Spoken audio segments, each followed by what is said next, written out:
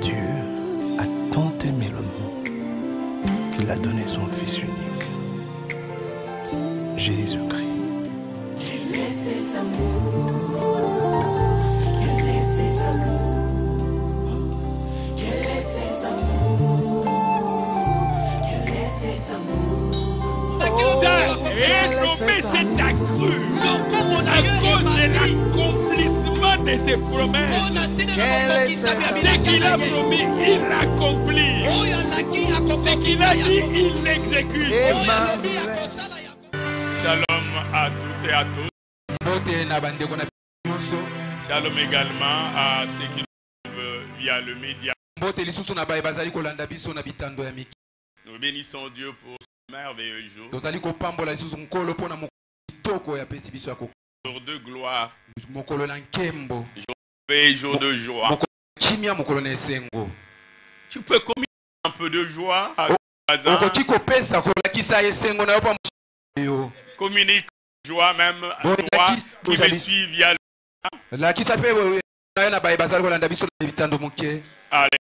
Amen. Que soit loué. On commençait depuis le début du mois un thème central intitulé Entre dans son sanctuaire avec cri de joie. Dans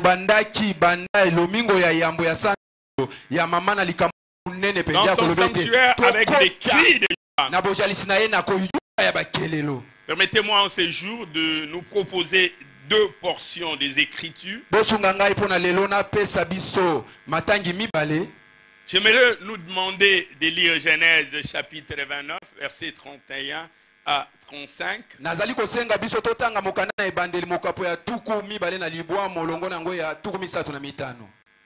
Et nous lirons Genèse chapitre 49, du 2e au 10e verset.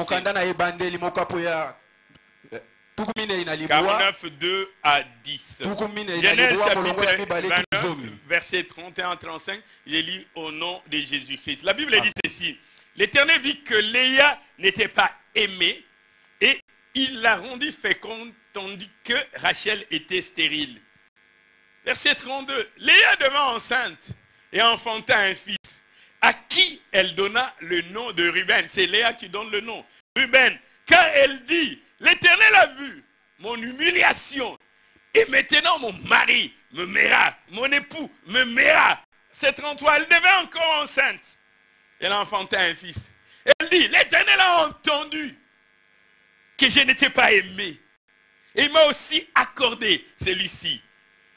Et il lui donna le nom de Siméon. Verset 34. Elle devait encore enceinte et enfanta un fils. Elle dit, pour cette fois, mon mari s'attachera à moi, car je lui ai enfanté 3 fils. C'est pourquoi on lui donna le nom de Lévi.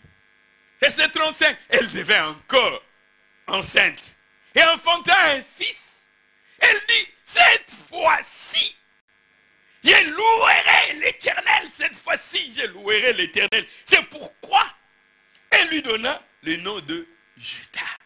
Et elle cessa d'enfanter. Genèse chapitre 49, verset 2 à 10. Parole du patriarche Jacob. Rassemblez-vous et écoutez, fils de Jacob.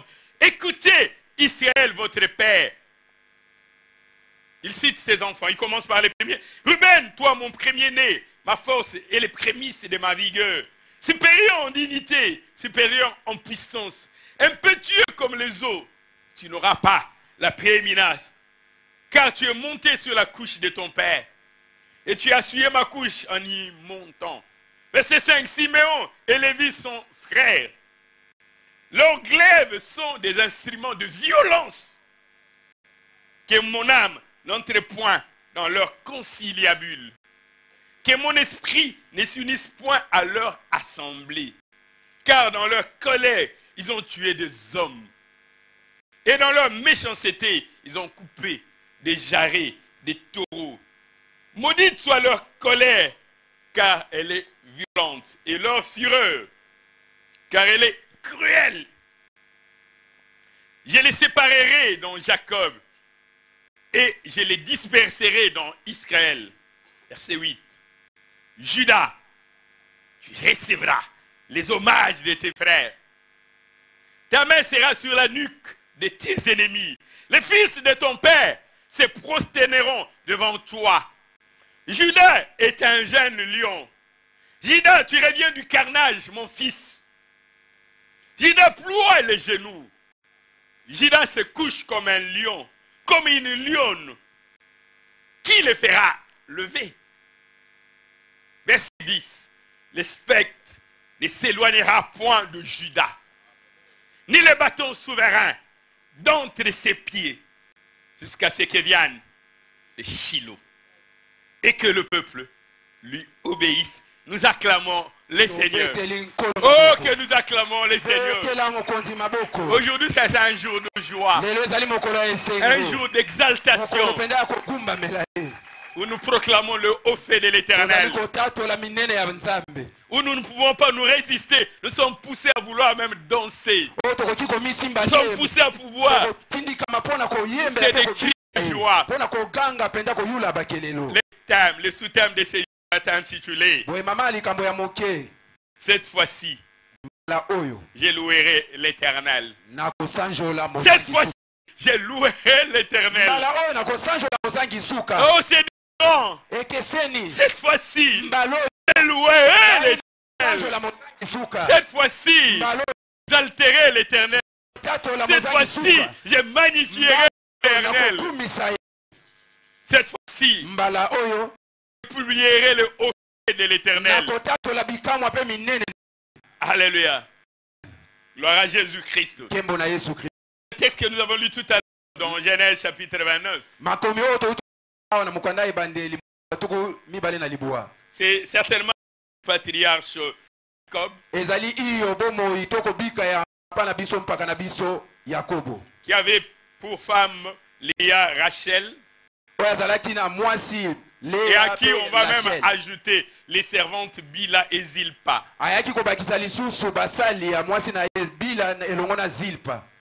Et la Bible nous dit clairement que l'Éternel avait vu que ce n'est pas Léa qu'on aimait. Jacob aimait beaucoup Rachel.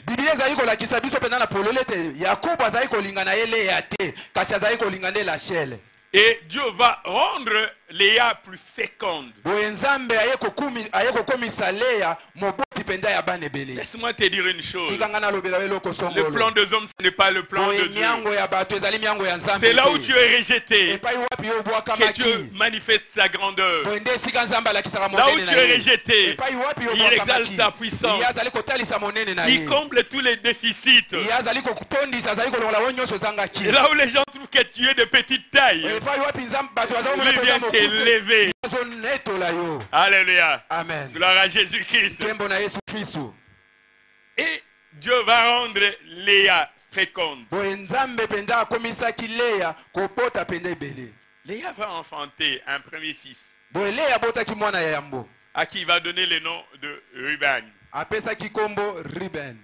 Un deuxième, Siméon. Un troisième, Lévi. Un quatrième, Judas. En donnant le nom de Judas, Léa disait, cette fois-ci, je louerai l'Éternel. Parce que Judas, c'est l'expression de la louange. Alléluia. Amen. Et dans le texte que nous avons lu de Genèse chapitre 49, le patriarche est en train de bénir ses enfants. En réalité, Ruben, Siméon, Lévi sont passés sans bénédiction. La première bénédiction est tombée sur Judas. Oh, cette fois-ci, je louerai l'Éternel.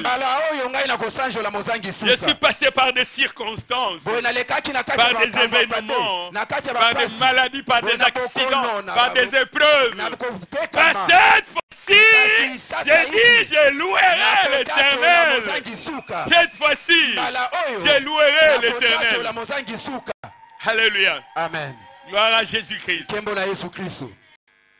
J'aimerais nous proposer 2 parties pour l'enseignement de ce jour. La première partie, c'est le fondement, la base, le socle. Nous allons parler des termes clés, des concepts qui vont nous permettre d'avoir la même compréhension de cet enseignement. Et la deuxième partie, c'est des Ruben à Juda. Quelle est cette marche où on passe de Ruben à Juda?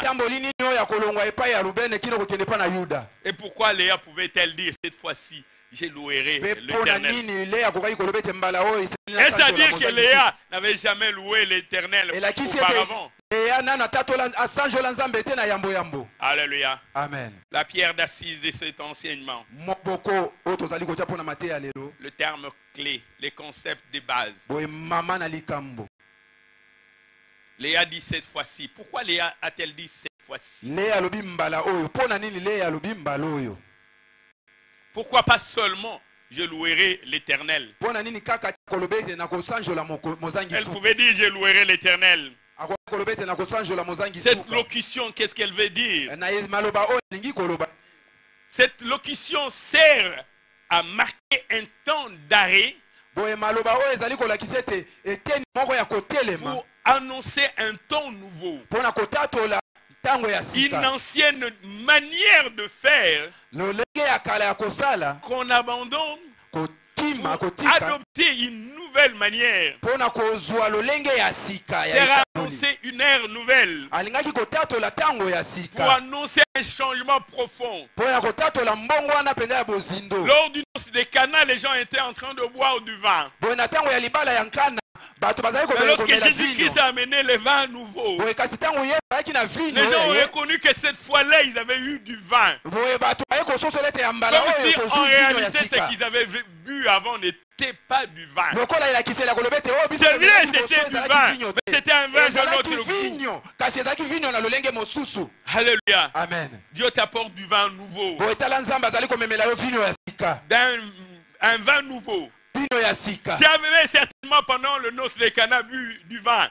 Tu avais bu, tu avais bu. Mais cette fois-ci, c'est un vin nouveau, différent des vins que tu étais en train de boire. Tu étais bien dans le Seigneur. J'aimerais nous dire, c'est un vin nouveau. Cela sert à exprimer un engagement aussi nouveau. Une nouvelle détermination. Une fermeté dans la résolution. Un sérieux dans les intentions. Il y avait un jeune homme qui me disait, cette fois-ci, je vais me marier. Pour dire ce que je faisais là-bas avant, ce n'était pas pour les marier. Mais cette fois-ci, je prends un autre engagement. Je marche dans la fermeté. Ce que je veux faire est différent. Alléluia. Amen. Ce jour-là dans le jardin d'Éden, Dieu voulait donner à un homme un compagnon. Il a amené les animaux de toute espèce. Aucun ne pouvait plaire à l'homme. Et quand Dieu va endormir l'homme, Adam, et extraire la femme. Et quand nous lisons Genèse chapitre 2 verset 23, j'aime ce qu'Adam dit. J'aime beaucoup. Il dit, et l'homme dit, et voici, cette fois-ci, celle qui est hors de mes os. Tout ce que vous m'avez proposé Dieu auparavant, ce n'était pas cela. Mais cette fois-ci, voici celle qui est la chair de ma chair, l'os de mes os. C'est ainsi que Léa pouvait dire, cette fois-ci, c'est différent. J'avais bu du vin, mais le vin que le Seigneur m'apporte, cette fois-ci, je suis en train de boire. Cette fois-ci, je viens de boire. Comme Jésus-Christ pouvait dire, dire à ses disciples, vous n'avez jamais demandé. Vous n'avez jamais demandé. Demandez cette fois-ci. Mais tout ce que vous avez dit, non, vous n'avez encore rien demandé. Cette fois-ci, un nouvel engagement, une nouvelle manière de voir les choses, une approche nouvelle, une fermeté dans la résolution. Il dit cette fois-ci. Il dit je louerai. Quand Léa dit je louerai, l'expression que Léa est en train d'utiliser voudrait dire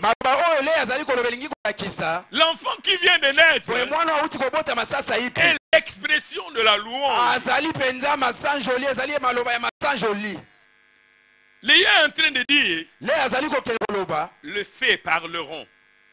Le fait parleront. C'est-à-dire l'enfant qui est venu du monde. L'enfant qui est venu au monde, il est lui-même l'expression de la louange. J'ai vu une femme qui vendait au marché de fruits. Elle était convaincue que ces fruits étaient de bonne qualité. Quand les autres femmes criaient, venez, venez, elle disait, je ne veux pas crier. Que mes fruits parlent eux-mêmes. Quand les gens regarderont, ils se diront ici à la qualité. Moi, je ne parlerai pas. Que mes fruits parlent. Que mes fruits fassent leur publicité. Que mes fruits fassent leur publicité. Léa est en train de dire, l'enfant que vous voyez, c'est la louange même. Moi, je ne veux rien dire. Quand les gens verront l'enfant reflète en lui-même la louange. Oh bien-aimé dans le Seigneur, je suis en train de nous dire, quand les gens verront ce que Dieu a fait de ta vie, les chants de louange sortiront de leur bouche. Quand ils verront, on dit à Solonza Monene. Quand ils verront ton foyer restauré, ils diront à Solonza Monene. Quand ils te verront rétabli dans tes fonctions, tu ne diras rien. Les gens vont commencer à louer le Seigneur. Quand on va te voir retrouver la santé, quand les gens vont te voir dans l'abondance, dans la gloire, tu ne diras rien. Tu te mettras seulement. Les gens vont commencer à louer. Les gens vont commencer à exalter Dieu, à proclamer ses hauts faits. Le psalmiste dit, quand l'Éternel ramenait les captifs de Sion, nous étions comme ceux qui font un rêve. Le psaume 126 nous dit, quand l'Éternel ramenait les captifs de Sion, nous étions comme ceux qui font un rêve. Nos bouches étaient remplies de louanges. Mais la chose ne s'est pas arrêtée là. Les nations témoignaient. Les païens témoignaient. Et ils disaient, leur Dieu leur a fait du bien. Les païens vont adorer Dieu. Les incirconcis vont adorer Dieu. Les irréligieux vont reconnaître qu'il y a un Dieu puissant, qu'il y a dans le ciel un Dieu. Ceux qui n'ont jamais adoré, ils vont adorer. Ceux qui n'ont jamais loué, ils vont louer. Parce qu'ils verront Dieu dans l'action. Parce qu'ils verront les œuvres de Dieu. Ah, ils ne pourront pas se taire. Ils ne pourront pas se taire. Ils disaient leur Dieu leur a fait du bien. La louange. La louange. Et ne pas le faire. C'est-à-dire que quand tu vois ces grandes œuvres, quand tu ne l'adores pas, quand tu n'adores pas Dieu, cela devient inexcusable. Ce que Paul dit aux Romains, dans l'épître de Paul aux Romains, dans le premier chapitre, Romains premier chapitre, versets 20 à 21, voici ce que Paul dit. En effet, les perfections invisibles de Dieu, sa puissance éternelle, sa divinité, ses voies comme à l'œil depuis la création du monde, quand on les considère dans ses ouvrages, ils sont donc inexcusables, ils sont impardonnables, parce qu'ayant connu Dieu, ils ne l'ont point glorifié comme Dieu et ne l'ont point rendu grâce inexcusable. Quand quand tu vois la grandeur, la splendeur, la magnificence, tu ne peux pas te taire. Et c'est ce que Léa est en train de dire. Quand les gens verront, quand ils verront Judas, ils ne pourront pas se taire. Cette fois-ci, je louerai le Seigneur. Quand ils verront Judas, ils ne pourront pas se taire. Cela voudrait dire, l'homme cesse de témoigner. Il devient lui-même le témoignage. Cela voudrait dire, l'homme cesse d'offrir. Il devient lui-même l'offrande. L'homme cesse de sacrifier. Il devient lui-même les sacrifices. Quand ils le verront, je ne dirai rien. Les gens loueraient. Cette fois-ci, je louerai le Seigneur. C'est ainsi que quand vous voyez dans la configuration du tabernacle, à l'entrée du parvis, on mettait la tribu de Judas. Pour dire, lorsque nous entrons avec des cris de joie, nous entrons avec des chants de louange, nous entrons avec des cantiques d'allégresse. Nous venons l'adorer, nous venons le louer, nous venons oublier ses hauts faits. Alléluia. Amen. Alléluia. Amen. Oh, j'aimerais te communiquer cette joie débordante que moi j'ai. J'aimerais te communiquer cela. Que le Saint-Esprit m'aide à te contaminer cette joie débordante que j'ai. Alléluia. Amen. Deuxième point de Judas. De Ruben à Judas. Cela voudrait dire du fils au roi. Lorsqu'on parle de Ruben, nous sommes devant un fils. Mais lorsque nous arrivons à Judas, on arrive devant celui qui a le bâton souverain. Nous arrivons devant celui qui a le sceptre royal. De Judas, de Ruben à Judas. Le premier fils de Léa, le tout premier c'est Ruben. Ruben, quel est le sens de Ruben? À l'époque, ni Léa ni Rachel n'avaient d'enfants. Et lorsque Léa va enfanter, il va présenter son enfant. Il appelle Ruben pour dire, voici un fils. Ruben qui voulait dire, voici j'ai un enfant mâle de sexe masculin. Ruben voulait dire, voici un homme. Voici un homme. Et Ruben en réalité est l'expression de l'homme dans ses imperfections, dans ses faiblesses, dans ses insuffisances, dans ses failles, dans ses défauts, dans son impatience, dans sa haine, dans sa jalousie. C'est l'expression de l'homme charnel. Il représente l'homme en dehors du tabernacle. L'homme dont le cœur est tourné vers le mal. Ruben, ce n'est pas l'expression de l'humilité. C'est au contraire l'expression de l'orgueil. En lingala, on dira c'est ce que cela vous dit. Voilà, regarde. Voici un homme. Pour dire à sa soeur stérile, regarde un homme.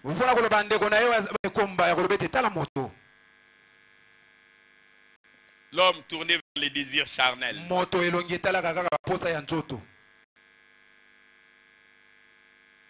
Et la Bible nous montre clairement que Ruben est réellement l'expression de la chair. C'est ainsi que Ruben n'aura pas la prééminence, il n'aura pas le droit d'aînesse, quoi qu'il lui était l'aîné.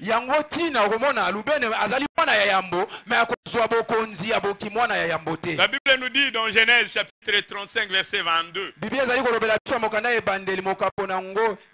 Genèse chapitre 35 verset 22. Pendant qu'Israël habitait Migdal et Der, la nation d'Israël, bien sûr, Jacob et ses enfants et toute sa famille, Ruben alla coucher avec Bila, concubine de son père.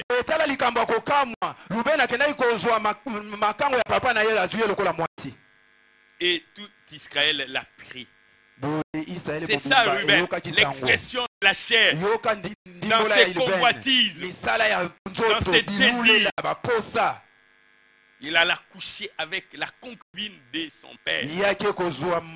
L'expression voulait dire, il ne l'a pas fait avec délicatesse, il l'a fait de manière ostentatoire, au point que tout Israël l'a pris.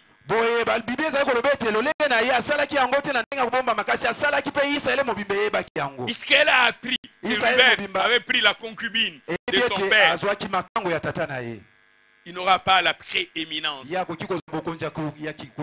Et plus tard, d'ailleurs, lorsque nous sommes dans Nombre chapitre 16, à partir du premier verset,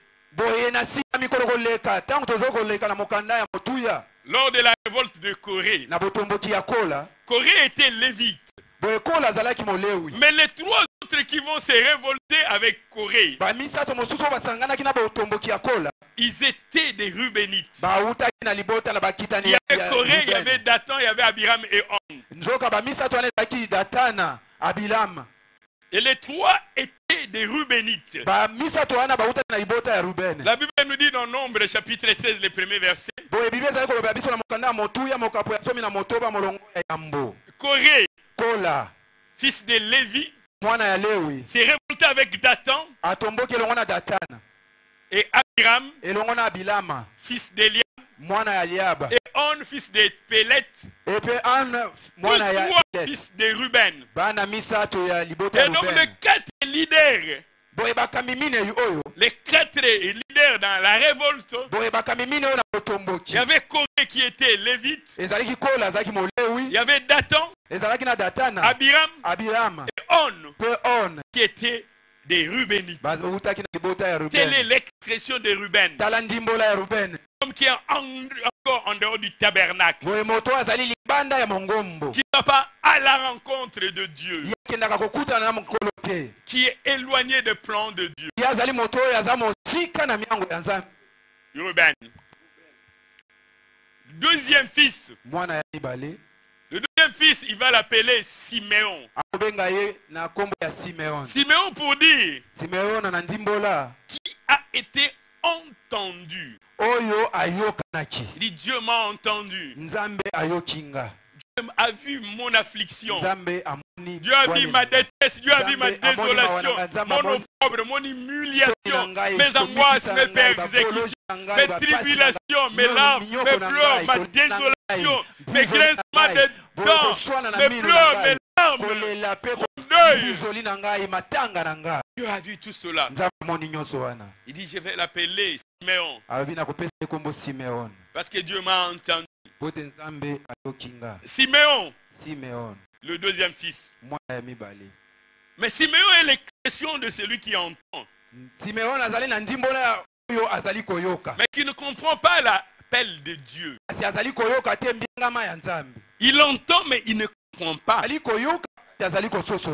Il est l'expression d'un sacrificateur imparfait,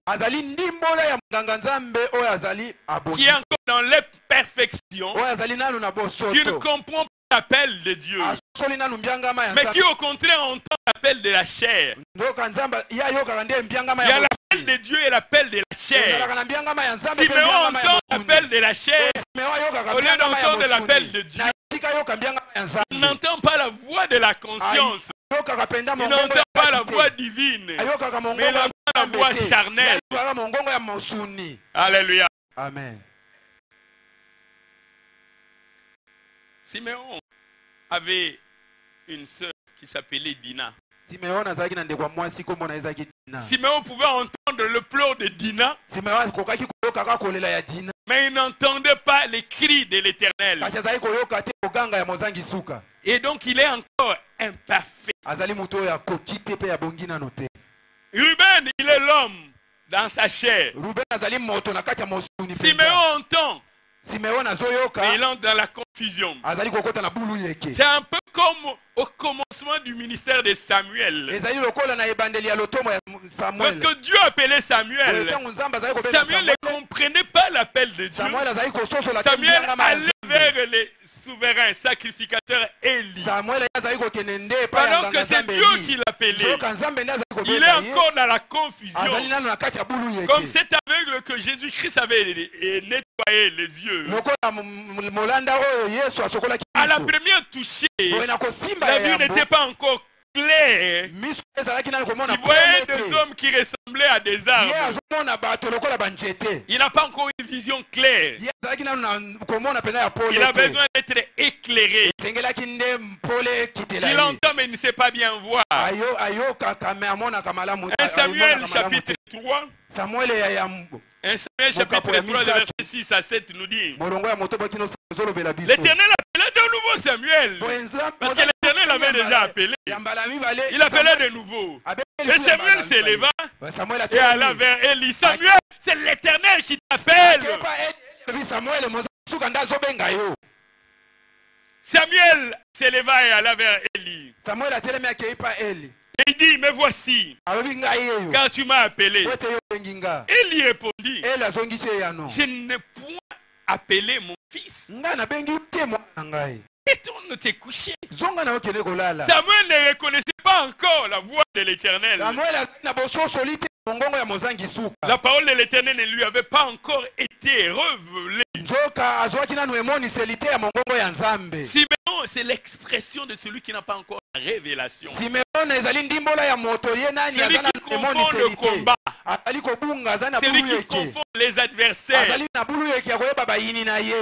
Comme à l'époque, Samuel n'avait pas encore la révélation. Il entendait, mais n'avait pas encore la révélation. Il va appeler son enfant Siméon pour dire, Siméon veut dire, qui a été entendu. Mais Siméon, qu'est-ce que tu entends? Est-ce la voix de l'Éternel ou le cri de détresse de ta soeur? Est-ce que tu entends ce qui est spirituel qui vient de Dieu ou ce qui est charnel qui vient de Dina? Siméon est attiré par ce qui vient de Dina. Alléluia. Amen. Siméon avec Lévi son frère, ils vont massacrer les Cananéens qui habitaient Sichem à cause de l'outrage qui avait été infligé à Dina, leur sœur. Bien sûr, Jacob, leur père, avait désapprouvé cela. Quand Dieu appelle, Siméon est dans la confusion. Mais quand Siméon rentre, il va s'asseoir dans la détresse. Il dit: qu'est-ce qui est arrivé? On lui dit: le prince de Sichem a déshonoré ta soeur. Là, Siméon n'a aucune confusion. Parce que ça, c'est charnel. Siméon s'engage directement dans le combat. Il ne veut pas s'engager dans un combat spirituel. Dis à ton voisin, à ta voisine, engage-toi dans un combat spirituel. Dis cela à ton voisin de gauche, de droite. Dis à celui qui est devant toi, à celui qui est à ta gauche, à celui qui est à ta droite. Pas ce qui est charnel, mais ce qui est spirituel. Alléluia. Amen. Genèse chapitre 34. Genèse chapitre 34, verset 24 à 25. Voilà que le prince de Sichem a pris par la force Dina, la sœur de Siméon. Et il va voir son père à mort. Il dit: j'aime beaucoup cette fille. Je voudrais l'épouser.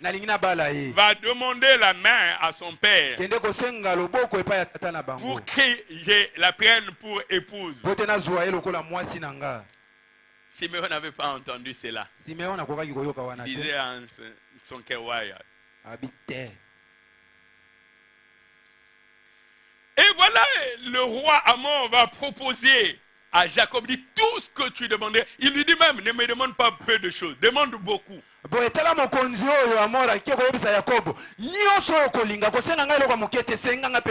je donnerai. Parce que mon fils aime ta fille. Tout ce que tu demanderas. Alléluia. Amen. Mais voilà ce qu'ils vont proposer au prince de Sichem. Nous sommes des circoncis, nous ne pouvons pas donner notre fille en mariage à un incirconcis. Mais voilà, ils avaient un plan. Il dit, faites-vous circoncire. Nous allons vous donner notre fille. Genèse 34, 24 à 25. La Bible dit, tous ceux qui étaient venus à la porte de la ville écoutaient Amor et Sichem. Et tous les mâles se firent circoncire. Et tous ceux qui étaient venus à la porte de la ville. Genèse chapitre 34, verset 25. Le troisième jour, pendant qu'ils étaient souffrants, les deux fils de Jacob, Siméon et Lévi, frères de Dina, prirent chacun leur épée, tombèrent sur la ville qui se croyait en sécurité. Ils tuèrent tout le mal, tous les hommes qui avaient dans cette ville. Pendant qu'ils avaient encore la douleur de la plaie, ils vont profiter de cette faiblesse. Ils vont tuer tous les mâles. Et Jacob va désapprouver les comportements de Siméon. Siméon d'entendre les cris de la chair, pas les cris de l'esprit, les cris de sa sœur, pas l'appel de Dieu. Alléluia. Amen. Alléluia. Amen. Gloire à Jésus-Christ. Gloire à Jésus-Christ. Gloire à Jésus-Christ. Le troisième fils, il lui donna le nom de Lévi. Lévi qui voulait dire attachement. Léa était en train de dire cette fois-ci, mon mari va s'attacher à moi. L'attachement ici, c'est l'expression d'une alliance parfaite. L'attachement ici, c'est l'expression d'une vie intime.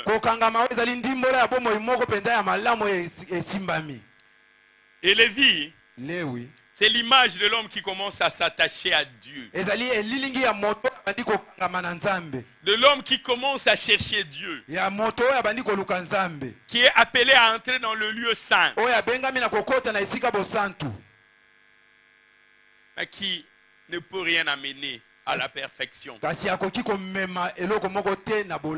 que Lévi avait participé avec Siméon au massacre des fils de Sichem. Lévi a tué l'homme. Lévi est attaché à la loi. Il va tuer l'homme. Lévi annonce les sacrifices de l'homme qui viendra. Comme il est le garde de sceau, c'est lui qui garde la loi. Lévi va tuer l'homme. Alléluia. Amen. L'homme qui commence à s'attacher à Dieu. Mais son sacrifice, qui est l'expression des habitants de Sichem qui ont été passés au fil de l'épée, n'est pas agréé par le Père. Le sacrifice de Lévi n'a pas été approuvé par le Père Jacob. Ce n'est qu'une préfiguration de choses à venir. C'est un symbole, l'image de choses à venir. Pour dire le sacrifice de Lévi est un sacrifice imparfait. Que le Père n'agrée pas. Tu n'as agréé ni sacrifice ni holocauste. En disant cela, il était en train d'écarter Lévi. C'est la préfiguration du sacrifice imparfait de Lévi. C'est ainsi que Jacob dit dans ta colère. Tu as coupé les jarrets de taureau. Alléluia. Amen. Alléluia. Amen. Gloire à Jésus-Christ. Et lorsque Jacob devait bénir ses enfants, il arrive à Siméon et à Lévi. Nous sommes dans Genèse chapitre 49 que nous avions lu tout à l'heure. Les versets 5 et 6 ils nous disent: Siméon et Lévi sont frères. Leurs glaives sont des instruments de violence. Oh, lorsqu'on entre dans le lieu saint, les ustensiles qu'on trouve dans le lieu saint, c'est pour que le parfum d'odeur agréable monte à Dieu. Mais il dit, Siméon et Lévi, les ustensiles que vous avez, ce sont des instruments de violence que je n'agrée pas. Et le père Jacob ajoute dans le verset 6 que mon âme n'entre point dans leur conciliabule, dans leur entente, dans leur convention, et que mon cœur ne s'unisse pas à leur assemblée, car dans leur colère ils ont tué l'homme. Lévi avait déjà commencé par tuer l'homme. Cela n'était qu'une annonciation de choses à venir. Et dans leur méchanceté, ils ont coupé les jarrets des taureaux. Alléluia. Amen. Les sacrifices que le père Jacob n'a pas accepté. C'est ainsi que l'épître aux Hébreux nous dit dans Hébreux chapitre 7 verset 11. Épître aux Hébreux chapitre 7 verset 11. Si la perfection avait été possible avec les sacerdoces lévitiques, s'il était possible d'atteindre la perfection avec les sacerdoces lévitiques, car c'est ces sacerdoces qui reposent la loi donnée au peuple. C'est sur ces sacerdoces qui reposent la loi donnée au peuple. Il dit, qu'est-il encore besoin qu'il paraît un autre sacrificateur selon l'ordre de Melchisedec et non selon l'ordre de Aaron? Attachement, alliance, intimité, mais imparfait, tout cela imparfait. Ruben, voici l'homme. Cela ne pouvait pas nous amener à la perfection. Siméon, il entend, mais il est dans la confusion. Judas, avant Judas, c'est Lévi. Lévi commence à s'attacher à Dieu. Mais il a un sacrifice qui est imparfait. Un sacrifice que Dieu n'agrée pas. Un sacrifice que Dieu n'approuve pas. Et le Père ne bénit ni Ruben, ni Siméon, ni Lévi. Et il arrive au quatrième. C'est ainsi que nous avions dit. Ruben à Judas. Le quatrième, c'est Judas. ya mine ezali Yuda. Judas qui voudrait dire que Dieu soit loué. Yuda elakisi ete nzambe asanjolama. Que Dieu soit loué. Elakisi ete nzambe asanjolama. Quelles sont les particularités déjà historiques et prophétiques qui sont attachées à Judas? Nini yango Les ndimu? particularités historiques, mais aussi prophétiques. Nini yango biteni ya masakoli pe biteni ya masapo oyo ekangami na Yuda. La première particularité, Boye eteni ya yambo. Judas qui était de même père, même mère avec Ruben, Yuda Simeon, azalaki libota Lévi moko na Simeona na Levi et Dina. pe Dina. Il ne va pas s'attacher à Simeon et à Lévi quand ils vont aller massacrer les princes de Sichem. Tala bokeseni. Yuda azalaki mwana ndeko na bandeko oyo nyonso Lewi Simeona pe Dina kasi yako kwa kite kokanga. Judas ne va pas s'attacher aux autres. Dis allons manger nous tous. Abitoki ne koboma bango mais Yuda aboyi na ye. À Dieu la vengeance, à Dieu la rétribution. Ici, moi, je vais me venger. Que Dieu fera-t-il? Particularité historique et prophétique, Judas ne va pas s'allier à Simeon et Lévi. Il ne va pas aller sacrifier les habitants de Sichem. Parce que lorsqu'il va entrer dans le temple, il ne va pas amener des sacrifices. Parce que les sacrifices, c'est lui-même. Les sacrifices, c'est lui-même. Il n'a pas besoin de sacrifices. Parce que c'est lui-même le sacrifice. C'est comme ça que sa mère l'a appelé. Il est lui-même le témoignage. Il ne témoigne pas, il est lui-même le témoignage. Il est lui-même la louange. Alléluia. Amen. Deuxième particularité historique et prophétique. Judas va épouser une cananéenne. Il va épouser une païenne. Il annonce prophétiquement de choses. Lorsque le Seigneur viendra, il va aller au-delà de Judas. Il va aller au-delà de la tribu d'Israël. Il viendra te chercher au Congo. Il viendra te chercher. Une alliance avec les païens. Genèse chapitre 38, verset 2.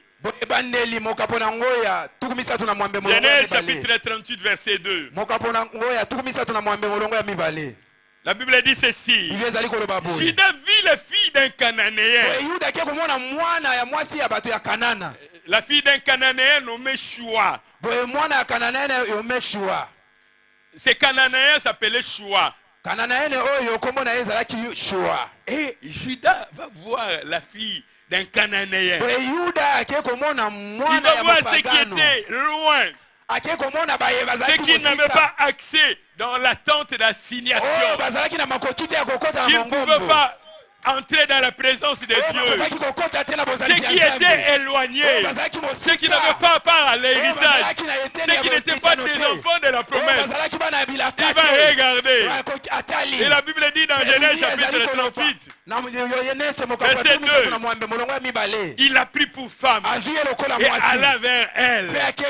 Judas déjà va prendre une femme païenne. Oh merci Seigneur, parce que tu avais déjà disposé de choses pour notre salut. Nous qui n'étions pas appelés, tu nous as pris, tu nous as greffés. Nous qui étions éloignés, séparés par les murs de l'inimitié. Judas va prendre une femme cananéenne.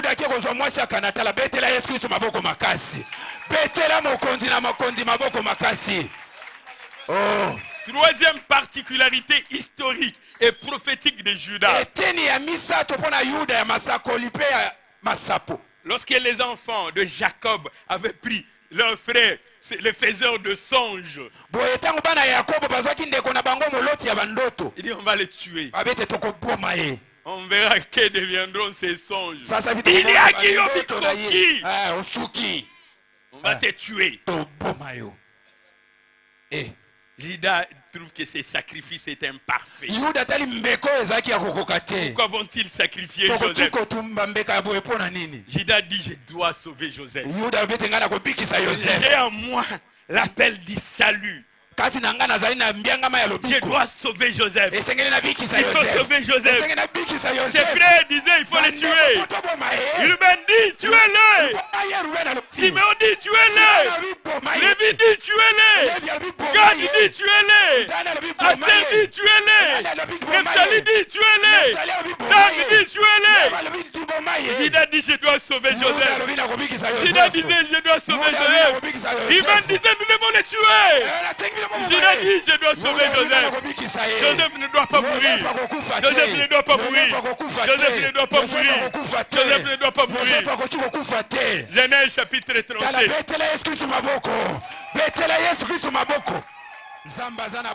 Genèse chapitre 37. Ruben dit, tuez-le. Genèse chapitre 37. Verset 26 à 27. Genèse chapitre 37. Verset 26 à 27. Alors Judas dit à ses frères, que gagnerons-nous à tuer notre frère et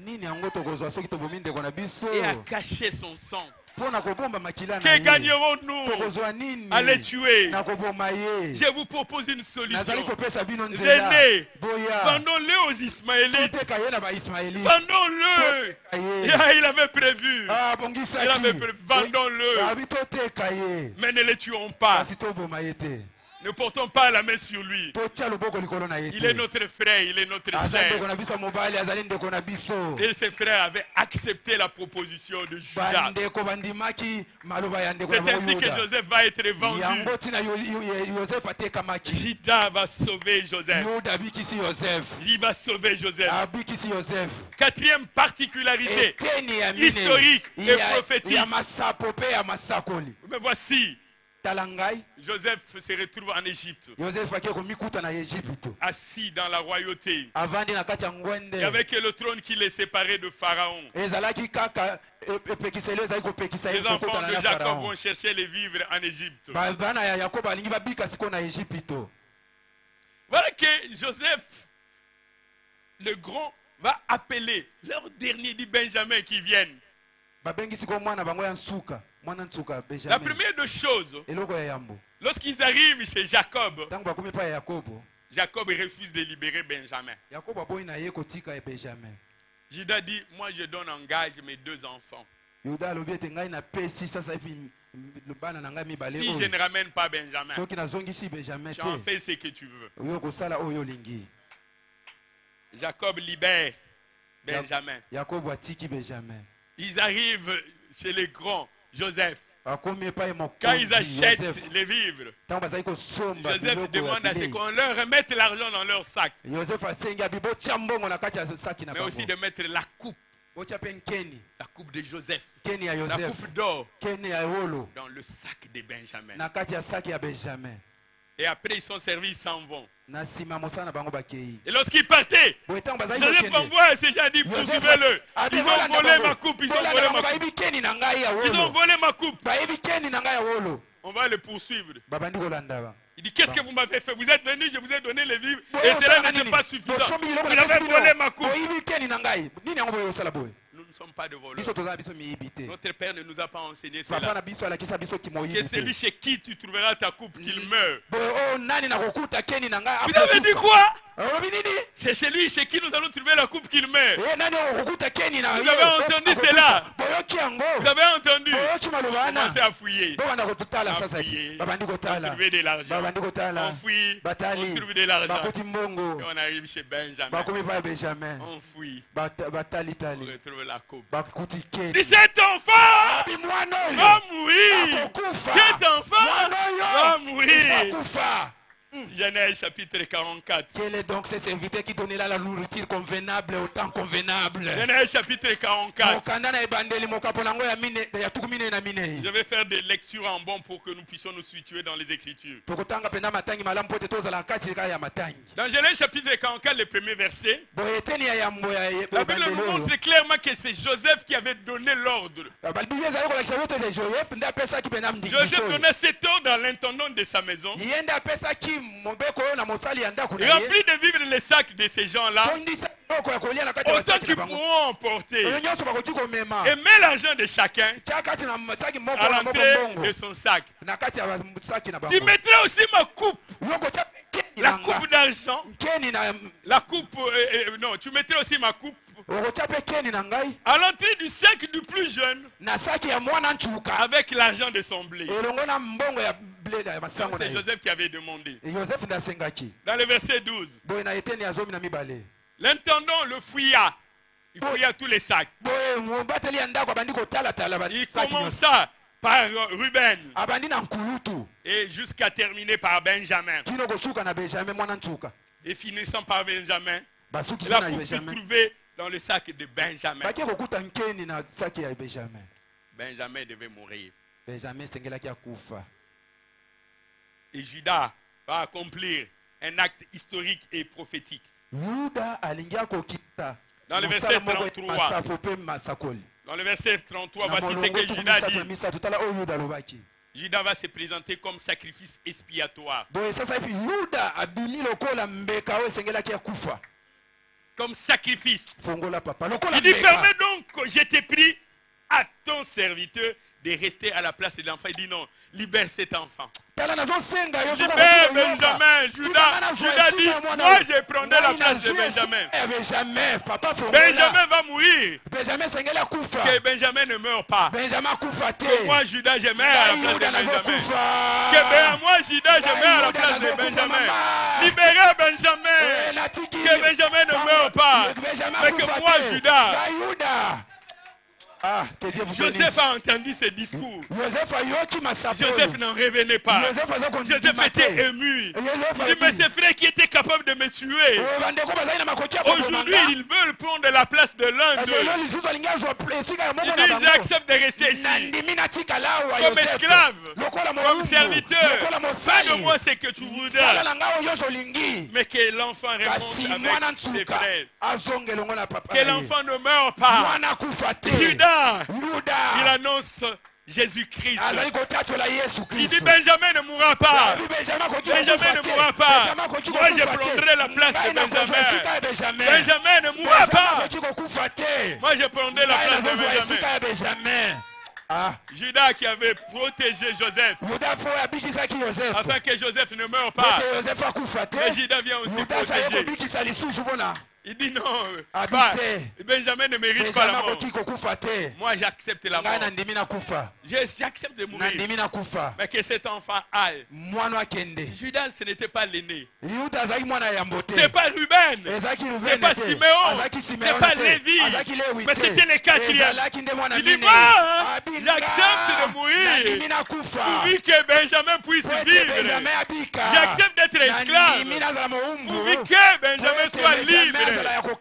J'accepte la servitude pourvu que Benjamin vive dans la liberté. J'accepte de porter les fardeaux pour que Benjamin garde tous ses droits. Il annonce les choses. À cause de leur faute. À cause de leur faute. Ruben, Siméon, Lévi perdurent leur premier rang. Quand vous lisez Genèse 49, Jacob dit, venez, je vais vous bénir, je vais vous annoncer les choses à venir. Ruben, il ne les bénit pas.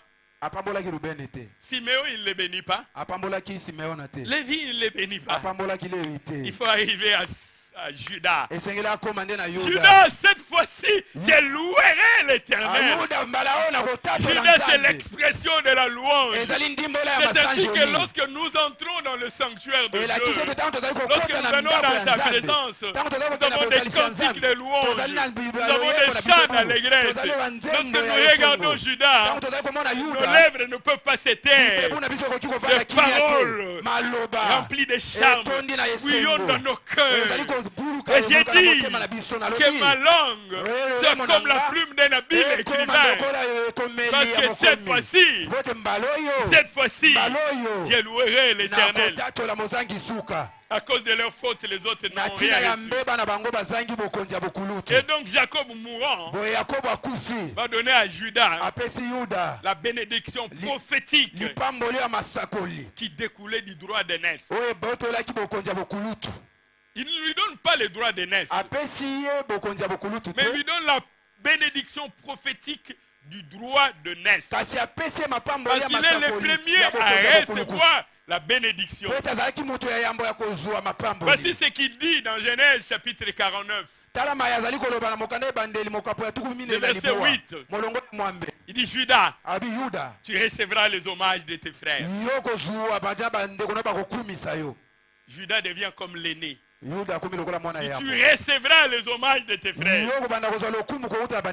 Et ta main sera sur la nuque de tes ennemis. Il dit les fils de ton père se prosterneront devant toi. Le bâton souverain ne s'éloignera pas de tes pieds jusqu'à ce que vienne le Shiloh, celui qui devait venir et qui vint. Celui qui devait venir et qui va pour établir toutes choses. Cette fois-ci, je louerai l'Éternel. En réalité, le droit d'aînesse, Jacob va même les donner à ceux qui étaient ses petits-fils. Et par l'œuvre de la rédemption, voici ce que dit Jacob à Joseph. Il dit faire approcher Ephraïm et Manassé. Il dit Ephraïm et Manassé seront pour moi de fils comme Ruben et Siméon. Lorsque le Shiloh vient, lorsqu'il nous amène auprès du Père, lorsqu'il nous tient, le Père ne devient pas notre grand-père. Le Père ne devient pas notre grand-père. Le Père devient notre Père. Il dit Manassé et Ephraïm seront à moi. Ils seront mes fils. Lorsqu'il nous amène auprès du Père, il ne fait pas du Père le grand-père. Et ils resteront le Père. Merci à toi, Judas, pour l'œuvre accomplie. Pour l'œuvre accomplie. Parce que nous sommes devenus les fils du Père. 1 Chronique chapitre 5 nous dit dans le premier verset, le fils du Ruben, premier-né d'Israël, il était le premier-né. Mais parce qu'il suivait la couche de son père, son droit d'aînesse fut